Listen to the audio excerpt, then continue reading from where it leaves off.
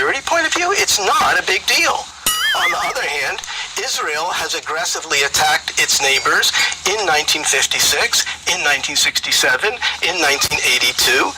On balance, Israel has been the aggressor for most of its historical existence.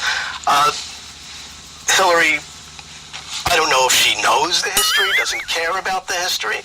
She says what candidates need to say in order to get elected.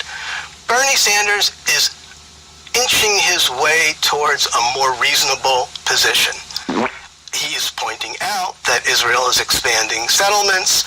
He mentioned in the interview with the New York Daily News that the settlements are actually illegal, although he wasn't clear that every single one of them is illegal according to international law, and that's not a matter of who thinks international law means what.